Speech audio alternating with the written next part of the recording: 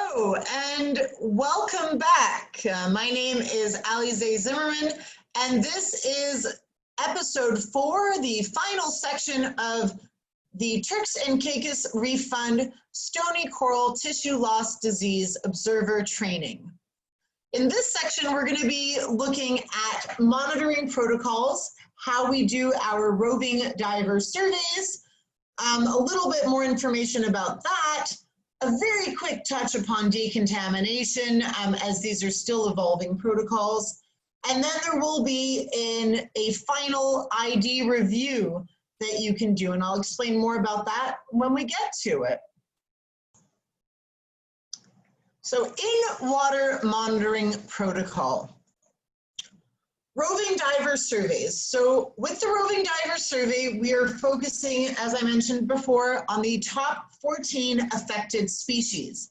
However, for anybody helping us that has more local or more knowledge on local coral ID, we also have blank survey sheets as well, which allow you to put in the coral species yourself.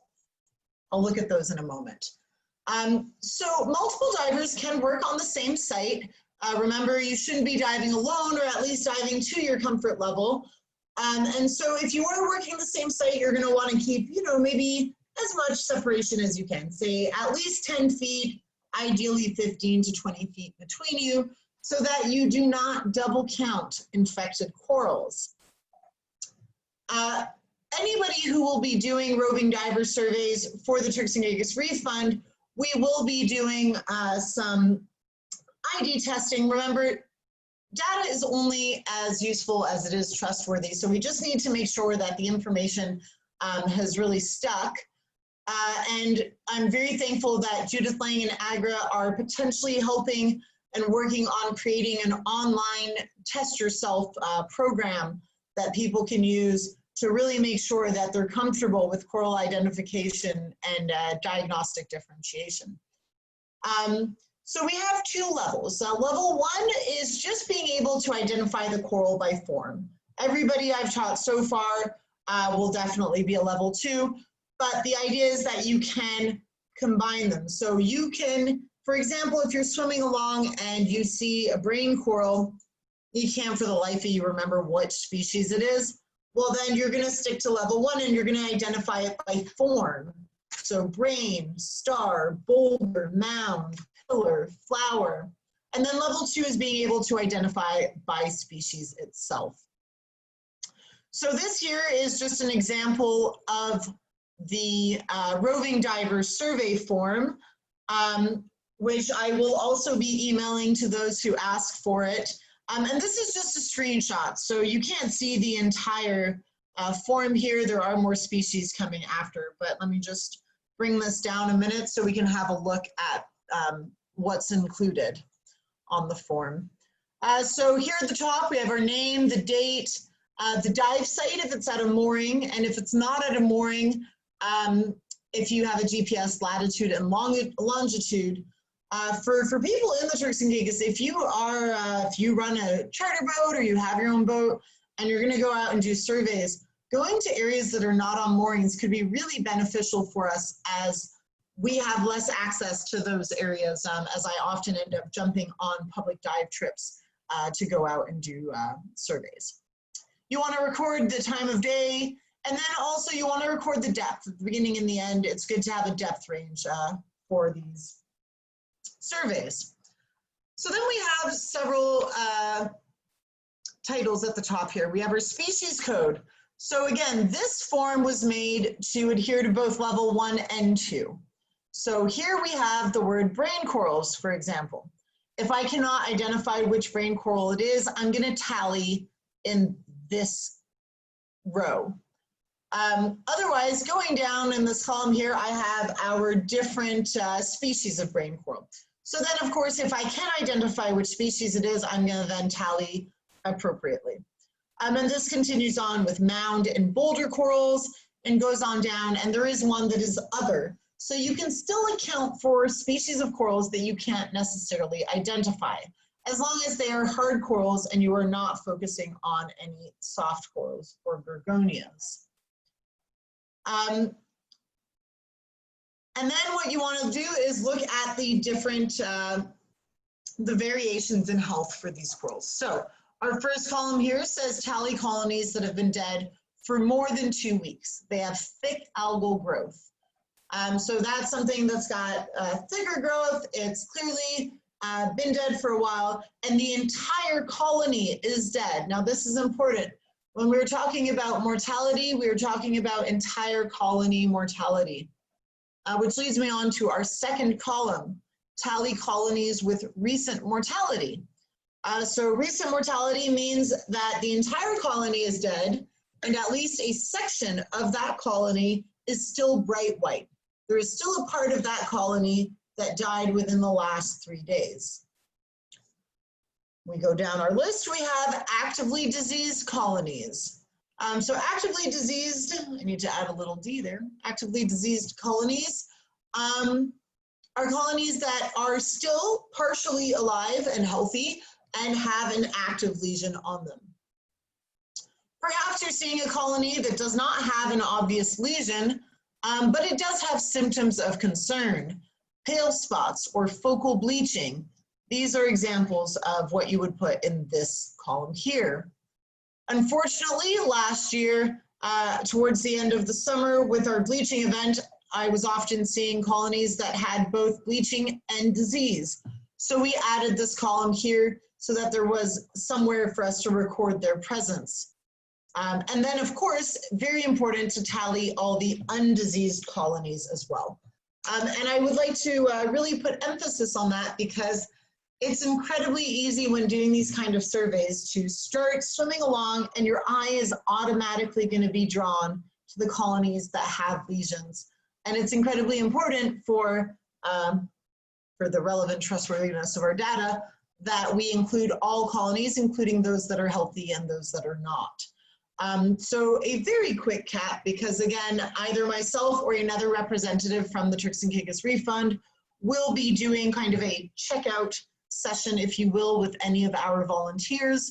But for those of you tuning in from other islands who may want to implement similar monitoring protocols on your reefs, the idea here is that you're going to be swimming along in a line, more or less straight line, but for a minimum of 10 minutes, okay? So a minimum of 10 minutes of swimming, and you're observing and recording every single colony that you see on that swim. So my recommendation would be you choose a central line and you're observing any colonies that are either 3 feet to your left or 3 feet to your right. That's approximately, now it's a little different for everybody, but that's what I would feel comfortable for with myself. I'm about 6 foot tall. So I'd say 3 feet on either side would be comfortable for me to count every colony. Maybe it's a little bit less for you, or maybe it's a little bit more. But it is important that you just swim nice and slowly and you count for every colony that you see.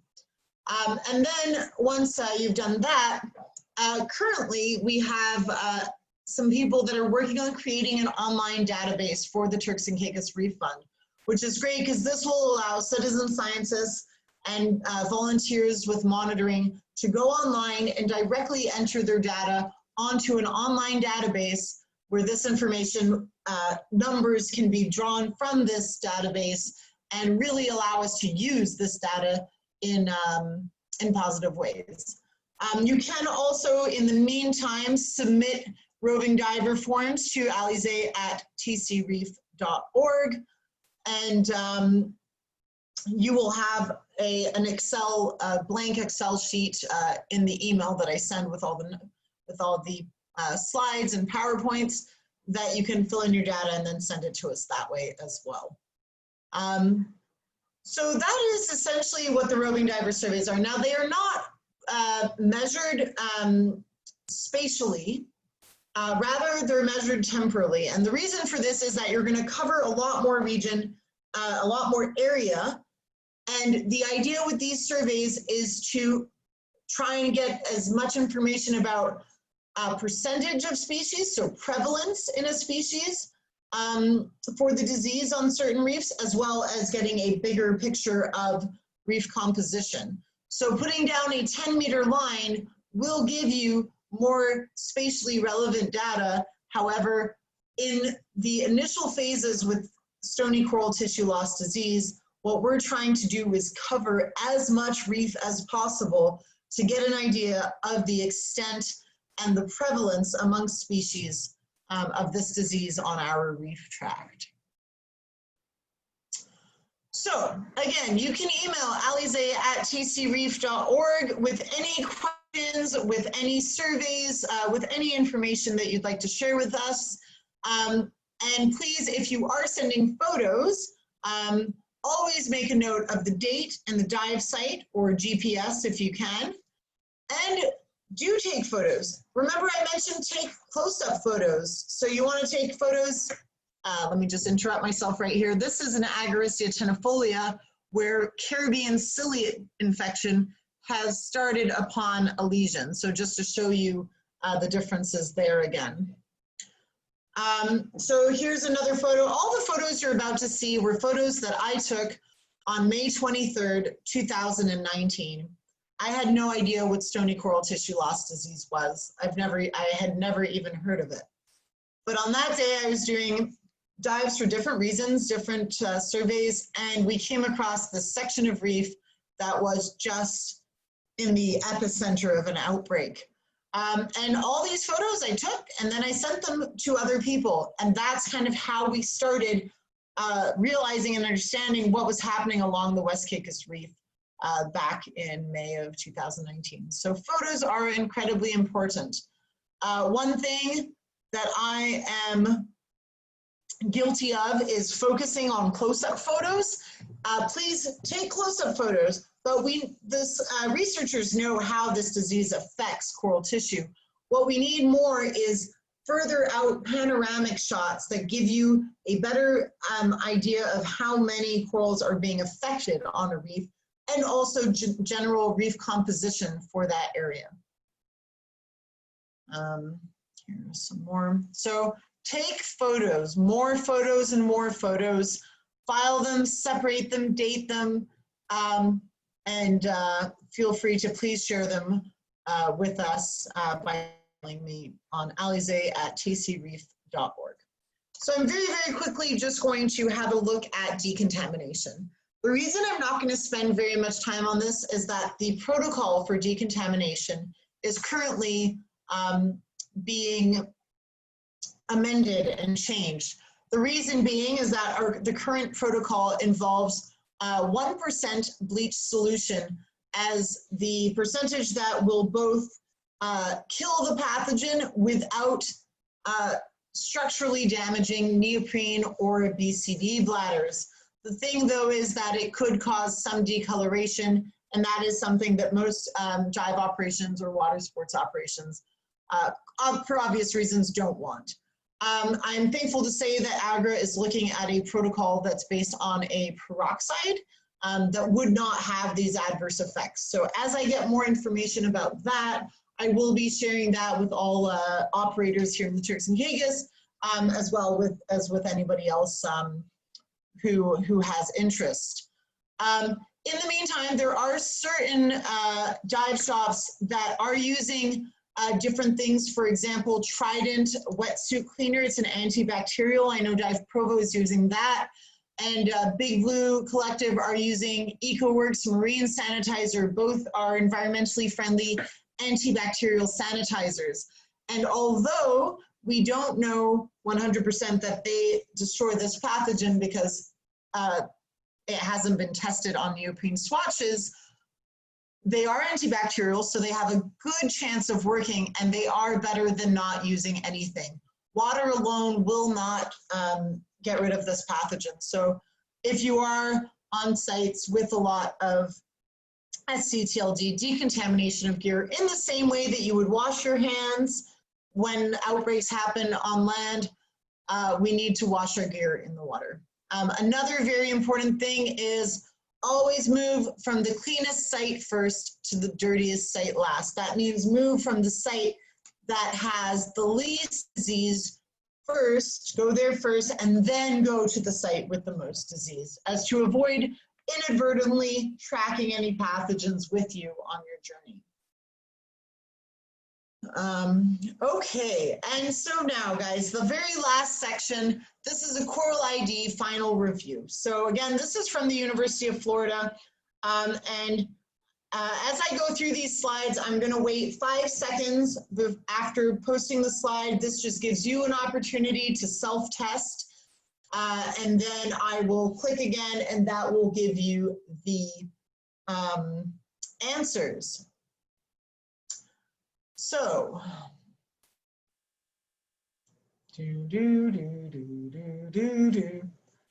this is a Montestrea cavernosa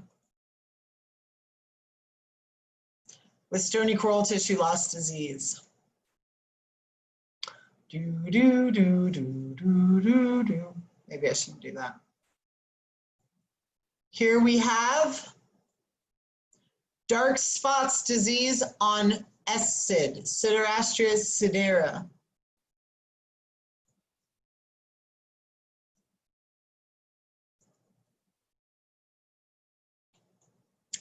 Black band disease on brain coral, specifically a Pseudodiploria clivosa, knobby brain coral. This photo is not incredibly clear. However, you may be able to make out that this is fireworm predation.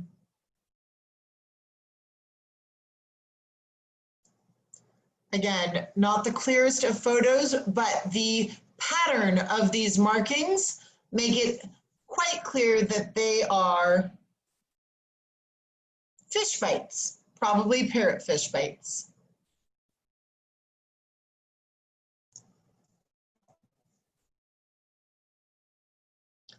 The coral in this photo is a Copophilia natans, and it is paling and bleaching.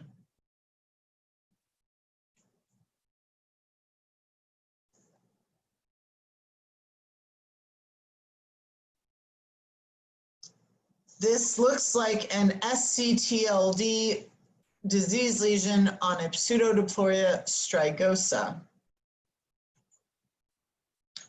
We have our 3 lesion shapes. Remember, we have linear lesions of SCTLD that can move their way across a colony, circular that can pop up in different parts of a colony, and irregular, which just shows up from the sides, from the middle, and often results in the coalescing of circular lesions.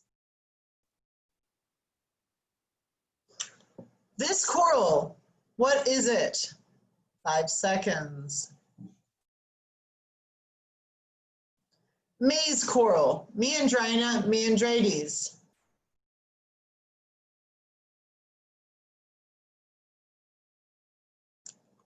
Elliptical star coral, Dichocenia stokesi, Disto.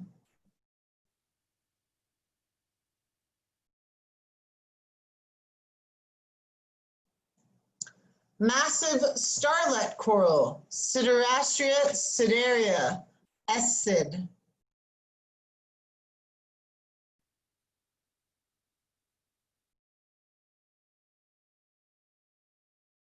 Great star coral, Montestrea cavernosa, MCAV.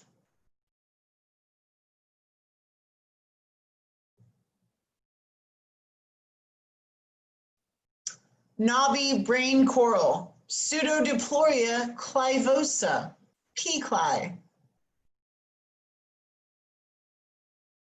Check out that groove. It's a grooved brain coral, Diploria labyrinthiformis.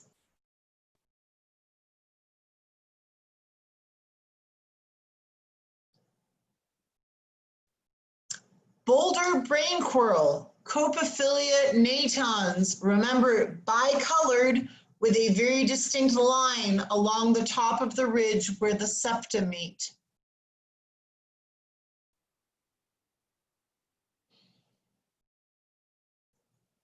Symmetrical brain coral, Pseudodiploria strigosa.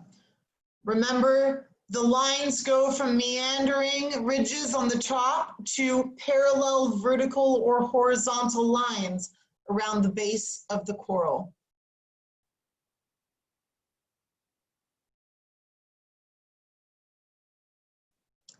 Pillar coral, Dendrogyrus cylindrus, D-cyl.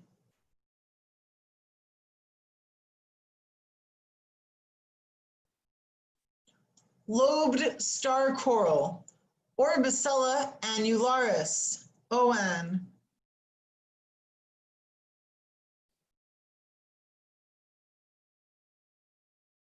Mountainous star coral, Orbicella favulata, OFAV.